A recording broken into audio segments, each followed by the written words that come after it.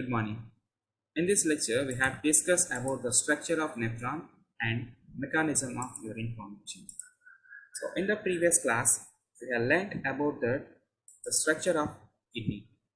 In that kidney, we know that the nephrons are considered as functional and as well as a fundamental unit of kidney. Kidneys are mainly involved in the maintenance of osmoregulation of the body. What is the meaning of osmoregulation? So osmoregulation means the process of control of water balance and ion concentration in body is called osmoregulation. Let's move to that concept nephron. The nephron and urine formation. The nephron. So as we know that the urinary system is closely associated with the cardiovascular system. Means the blood has a plasma, it contains the electrolytes, salts and waste products. So before we can identify the process of the nephron, so here the cardiovascular system which passes the impurified blood into kidneys for filtration purpose. So here the arteries which brings that impurified blood into the kidneys and the veins which repump the filtered blood to the cardiovascular system. And here each nephron it is surrounded by the peritubular system. The arterioles which are tiny branches which enters into each nephron into the Bowman's capsule. So this is the afferent arteriole, it leads into the Bowman's capsule and it is present inside the glomerulus. From the glomerulus, the afferent arterioles it gives rise, and here these afferent arterioles it merges to the renal venules, and all these renal venules are surrounded to the peritubular capillaries. Let's move to the structure of nephron. So this is a C-shaped structure that is called Bowman's capsule. Inside the glomerulus is there.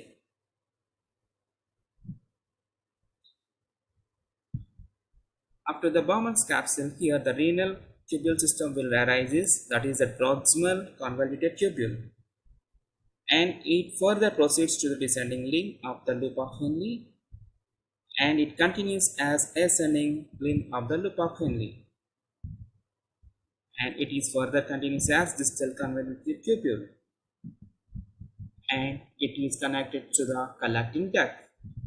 So we know that each collecting duct it arises into the ureters. Let's discuss about the urine formation. Process of urine formation it undergoes of three phases. The first one is the glomerulus filtration. So here in the glomerulus filtration, here what happened, glucose, water, sodium and chloride ions will be separated in glomerulus filtration. And the second process is tubular reabsorption.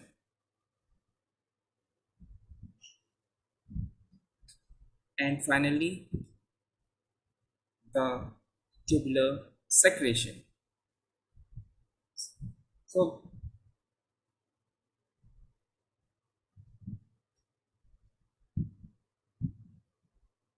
let's discuss about the glomerular filtration. So blood flows from the afferent arteriole into the glomerulus through afferent arterioles. The waste materials means molecules, nutrient molecules and water are filtered out and enters into the Bowman's capsule. At this stage, it is called primary urine. The primary urine is chemically equal to blood. Glucose is present in primary urine but is absent in urine. Next, tubular reabsorption. From proximal convoluted tubule, the primary urine passes into PCT.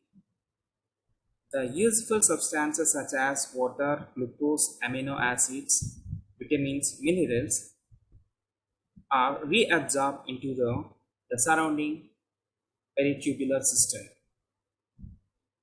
And now it moves into the loop of Henle. We know that the loop of Henle, it is descending limb and ascending limb.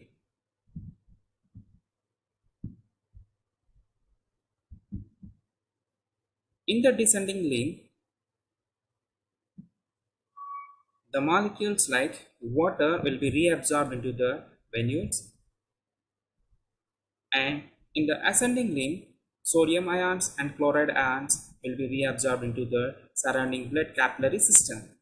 And further, the filtrate now enters into the tubular secretion will take place. In the tubular secretion, potassium ions, sodium ions, and chloride ions and H plus ion secretes from peritubular system. Finally, it enters into the micturition.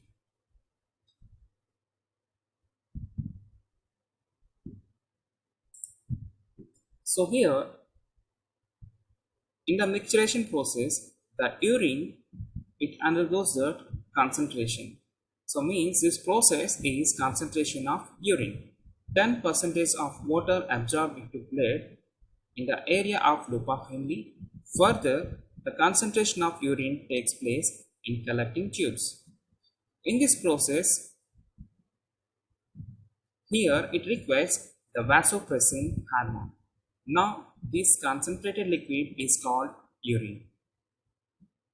Then coming to the next one, the micturition process. In the micturition reflex, here there is a discharge of urine from the urinary bladder to outside is called micturition. There are two circular sphincters are present in the opening of urinary bladder. When urinary bladder is filled with around 300 to 400 milliliters of urine, the reflexes are formed and are sent from the brain. Then it leads to the automatic opening of upper sphincter. But the lower sphincter is under our control. The urine can be retained up to the maximum capacity of 700 to 800 ml.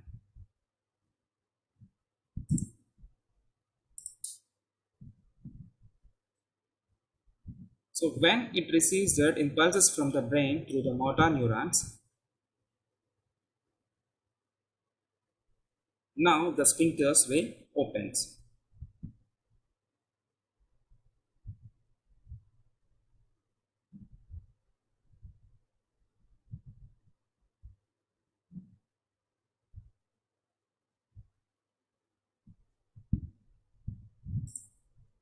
So usually around 1.6 to 1.8 liters of urine will be excreted per day by an adult human being.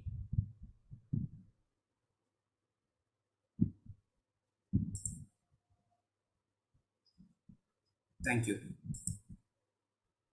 Please subscribe biology channel for further more videos and interactive sessions.